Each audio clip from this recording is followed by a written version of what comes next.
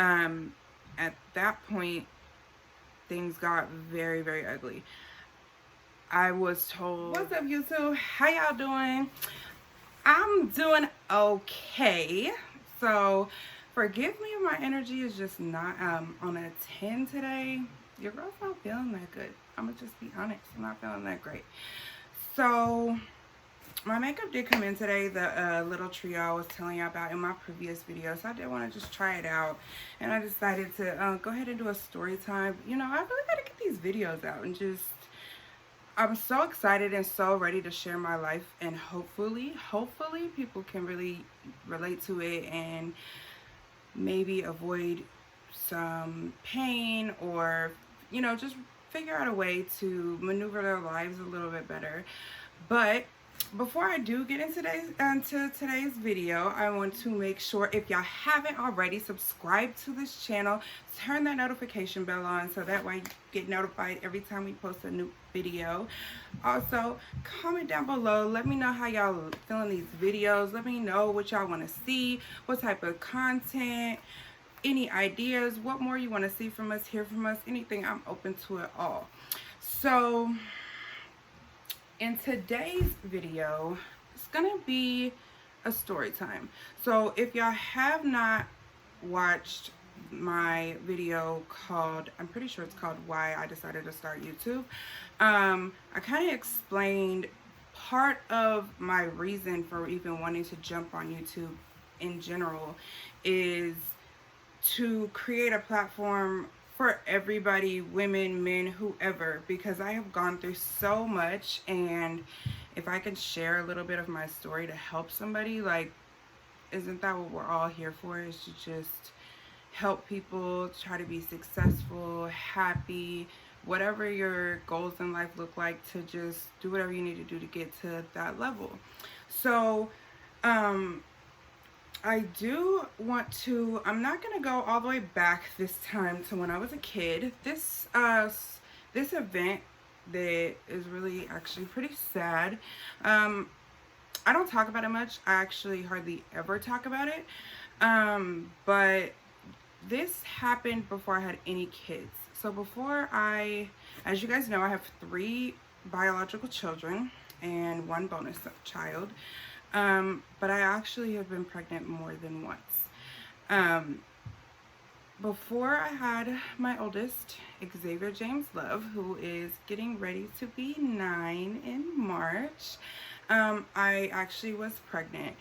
I had a miscarriage at almost 7 weeks. I really don't talk about it, but I feel like women don't come out with their stories enough, or people, it's just like taboo, and people are scared to talk about things that happen and the things that they go through. And I feel like I have lived and sheltered my own experiences so much, and I think letting it out and telling my story would not only help people but help myself as well, like to just own it, live in it, realize there's no shame, and anything that has happened to me, good or bad, any mistakes that I have made have shaped me to the woman that I am and the woman that I'm becoming. So obviously Xavier was born in 2012, so this happened in 2010. So I was not in a relationship when this happened. I was actually pregnant by the same person that helped me create Xavier. We're just gonna leave it at that. So I'm not somebody that just is a wham bam thank you ma'am, let me just go ahead and whatever, do whatever with whoever, whenever. No shame to anybody who does. That's your life, and anybody who wants to live like that, no shame, no guilt, no judgment. We don't do that at the Love Box. But at that time, I have actually known him. We're just gonna refer to him as him. Not gonna say his name. I'm not gonna say who he is. I have known him since I was about 14. We used to run with all the same friends, same crowd. all of that stuff. So back then, obviously I didn't have any kids. I was partying, kicking it. I lived on my own, had my own apartment. So at that time, I was just having fun, living my life. I wasn't looking necessarily for a relationship. I don't even think I was. I mean, I wasn't like not against it, but I was young. I was chilling, I was doing what I do, in the club, doing whatever, going to work off 3 hours of sleep and just kicking it and living my life. So at that time, obviously I wasn't in a relationship, so he kind of not was basically a friend with benefits. It's just what it was. So one day, I obviously have never been pregnant before, and honestly, I know it sounds bad, but I've never really kept track of my periods, and I'm normally really careful, but apparently I wasn't careful enough. And one day I was home by myself, I wasn't feeling good, realized that my period was late, and just went out and decided to take a pregnancy test. I was by myself, I was at home, I was alone, and I took a pregnancy test and it was positive. At this point, I'm legit freaking out. I'm like, what the fuck? Like, what am I gonna do? What the hell? I'm only 20 years old. I mean, I had a job, I had my own place, but I was in a 1-bedroom. We weren't in a relationship. I was really, really scared. Also because too, like, I believe in generational curses and just things that are upon families. It kind of just, how you were raised can sometimes be directed on how your life is unless you choose a different path. When I was pregnant, when my mom was pregnant with me, obviously my dad chose not to stick around, and me obviously not being in a relationship, not that that makes anybody stay, but I was like, I don't know what the hell I'm gonna do. So I called my mom, obviously freaking out, like, Mom, I think I'm pregnant. I took a pregnancy test. I actually took 3. I'm like, they're all positive. My mom was super supportive. She was like, everything's gonna be okay, don't worry, we'll get through it, blah blah blah.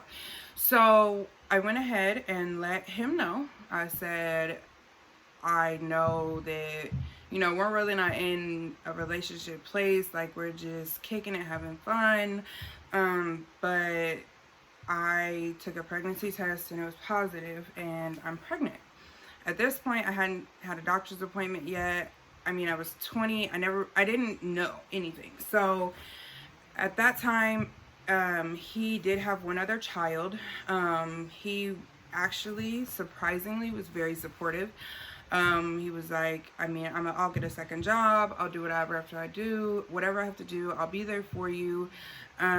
We'll figure it out. You know, obviously I'll be there for the kid, blase blase. So at that, from an emotional standpoint, I was okay. I felt like I had support from my family, well, my mom, and support from him, that I wasn't going to be in this alone. So before I even like got a chance to make a doctor's appointment, and at this point I was like 6 weeks, I'm assuming, I think I was like, yeah, around 6 weeks. I had started, like, not even a week after I took the pregnancy test. Actually, it was about a week. So I was pregnant in my brain for about a week. I started like just having like abdominal cramps and spotting. So I'm like, I don't think this is normal. Of course, I'm on the internet, I'm trying to figure things out. I called my mom. I'm like, am I supposed to be spotting? And she was like, well, just go to the hospital, see what they say, and we'll go from there. Like, let's not jump to any conclusions or anything like that. So I'm like, okay. I go to the emergency room that's by my house. They did confirm that I was pregnant. They said that spotting can be normal. There is a thing called implantation bleeding. I don't know. I mean, if you're a mother or a father and have been along a pregnancy journey, that is something that is normal in certain pregnancies. And at the time it was very light pink. It wasn't anything major. They didn't see any concerns. However, because of the fact that there was some bleeding and spotting, and I hadn't seen an OBGYN yet, they went ahead and gave me a doctor, told me to go ahead and set up an appointment, and so that's what I did. A couple days later, they did get me in really, really fast. I went to the doctor. They went ahead and drew blood, looked at everything. At that moment, everything was fine from her physical check. After she got my blood levels back, she did let me know that my progesterone was low. For people that do not know what progesterone is or means, especially are in a pregnancy, progesterone is the hormone that thickens your uterus. And in order for the embryo to stick to your uterus, you have to produce enough progesterone in order for the lining of your uterus to be thick enough to hold the embryo. So she did say, you know, my HCG levels were good, but she is concerned about my progesterone level, and that could be the reason for some of my spotting. And so she went ahead and wrote me a prescription. At this time, I did have insurance. I was working. I dropped off the medication at my local pharmacy. I think it was CVS actually. And when they called me, or when I dropped off the prescription, they ran my insurance. They said after insurance, this medication is going to be $468. Again, I was 20 years old. I was working a full-time job, but I mean, I was 20. I think at that time I was making like $14.50 an hour. I mean, I was living enough to make sure my car payment was good, my rent, my house was fine. I was still kicking it and doing what I wanted to do, but in my brain at that time, I really wasn't thinking about making sure I had a savings account and all these other things that obviously I do now. So at the time, I called my mom. I'm like, Mom, I'm freaking out. I don't know what to do. She told me about my progesterone levels. The medication is almost $500, and I don't know what to do. So my mom's like, we'll figure it out. We'll figure out how, you know what I mean, how to pay for it. We'll do whatever we need to do. Before they even called me to let me know the script was even ready to be picked up, I started cramping so bad. I have really, really bad menstrual cramps anyway. I've been like that my entire life, and that's what it felt like, but even worse. So I'm like, I just knew in my gut, like, something's not right. This isn't normal. Something's not right. And I was spotting, but it started to get darker. So I told my mom, I'm like, I'm not gonna wait. I'm gonna go to the doctor. I'm gonna go back to the emergency room and see what's going on. By the time I got to the emergency room, I was fully bleeding. They went ahead and checked my HCG level at that time, and it had decreased, not a whole bunch, because when you do miscarry, you still will test pregnant, and your HCG levels will still be in range to obviously give you a positive pregnancy test, but they were lower than they had been before. So they let me know that that was not a good sign, and they went ahead and did a pelvic exam, went ahead and did an ultrasound, and they confirmed that I actually was miscarrying. Obviously I blamed myself. I was devastated. I was on an emotional roller coaster. First, it's like I wasn't thinking about being pregnant, didn't want to be pregnant, and then once I found out I was in total shock. I was freaking out, and then after, you know, a couple days and the week went by, in my brain, I'm like, okay, I'm gonna have a kid. I gotta do what I gotta do. And so in my brain, regardless that I was only 6-7 weeks pregnant, I'm like, I'm having a baby. This is what's gonna happen. So at the emergency room, when I was miscarrying, they did confirm that I didn't need a D&C, that I was still early, everything, you know, should pass fine, and if for whatever reason I had any fevers or anything like that, then I needed to come back. People, if you do not know what a D&C is basically a procedure that goes in, and it's almost like a vacuum that cleans your uterus out from the pregnancy, or the miscarriage, whatever, all the tissues and things like that. So after I left, I was in the hospital. I was just in shock. Like, I felt like I've been pulled on this like whole emotional roller coaster. I wasn't understanding. at this point, I'm like, I don't know what God is trying to tell me or teach me. Like, did I not deserve this child? What did I do wrong? Like, from the second I peed on that stick, I did whatever I could to take care of myself. I automatically got on prenatals. I wasn't drinking, I wasn't partying, I wasn't doing any of that. Like, I cut it all off. But now, being 30 years old and having 3 kids, I know that having a high the accurate progesterone level isn't something that I can control. That my body has to create that on my own. It doesn't matter what I do or didn't do. It wasn't my fault. When I got home from the hospital, I was super upset. I was crying. My mom actually brought over a dozen white roses. I'll never forget.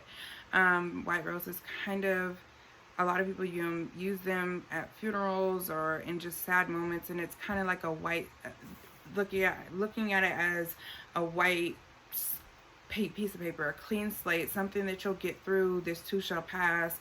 Everything will be okay. So she was very supportive. At that time, I text the father and let him know that I was in the hospital and I am bleeding and I am miscarrying the baby. At that point, things got very, very ugly. I was told, what the hell are you doing when you're not taking care of your body? How could you let this happen? All of these negative things that put me in a really, really low, dark place. So after that scenario, I actually stopped talking. We just stopped talking. We didn't talk. I couldn't even figure out at that point, I was just done. I was done with the friendship, the benefits, the whole thing. I was just completely done with it. It was so hurtful, and I was already blaming myself, and then for him to blame me after being supportive. And to me, I'm like, we weren't in a relationship, we weren't trying to have a kid. So the fact that he even gave me such a supportive response, gave me a really good comfort in the beginning. And then once something bad happened that I had no control over, I got blamed. So it was really, really hard on me. So, the only thing that I really want anybody to take away is, if you ever have had a miscarriage or anything that you've gone through, do not blame yourself. Don't blame yourself at all. God has a purpose and a plan for anyone and everyone. Whatever took place in the development of that pregnancy, 99% of the time, it's based off of how the pregnancy starts from the very beginning. And most of that takes place when you don't know, especially unless you're trying. And even if I was trying, I wouldn't have known. They wouldn't have known until I was already pregnant and checked my levels and all of those things. So if anybody ever downs you or talks bad to you or makes you feel like you are less of a woman because your body wouldn't hold something, don't ever take that. Don't listen to that. They are wrong. Just trust in God that He's got you and there's a plan for you. And I know that now, obviously, I am fertile. It wasn't like I wasn't able to have kids or God didn't trust me with babies or any of the things that I thought at that time when I was younger. Because as you can see, I've given birth to 3 beautiful children. And that's just my takeaway. That's a part of my story. So that topic is really sensitive to me. It used to be. Now I'm okay with talking about it, especially as I've gotten older and I've seen other women and friends go through it, and just being able to really be there because I've been in that place. I know that feeling. And when people can relate to you, it's like when you lose something or you're going through something and you have people surrounding you that don't know what you're going through. You don't want to hear it. You don't want, not necessarily want to, but it's hard to receive that love or receive that care, because it's like, you don't know how I feel because you haven't been through this. But I have. And I want you to know that you are okay. You will be okay. If you're currently going through it, you will make it through. You will be okay. It does not mean that you won't ever be able to have kids. If you've been through it and you're struggling to get through it, this too shall pass. My mom has taught me that. My grandma has taught me that. That is a quote, a verse from the Bible that I live and stand and breathe by. And there is future story times, because obviously, like I said in the beginning, that this same man is the man that helped me create Xavier. So if you are interested in more story times, or once interested in more aspects and seeing how that situation turned out, please stay tuned. Subscribe to this channel and let me know. Comment down below if you're trying to hear or see what else has happened in my life. I am an open book, you guys. Outside of names and things like that, I do not walk in shame. I am no longer walking in fear. We are not doing that in 2021. It's not happening. This world has gotten to such a tough, hard place, and we're done with that. We're gonna live by faith. We're gonna trust in God. We're gonna walk in love and faith, and that's what we're gonna do. So if you liked today's video, or if I helped you or learned from you, if I helped anyone, or if you learned anything from it, go ahead and give me a big fat thumbs up. Comment down below. If you, like I said before in the beginning of this video, if you haven't already, please subscribe to the Love Box. Join the family. Gang, gang, gang. Make sure that bell's turned on. That way you get notified every time we post a new video. Video, baby, video. Video, baby, video. But anyways, without further ado, that was the end of the video. I will see you guys in the next vlog. Peace.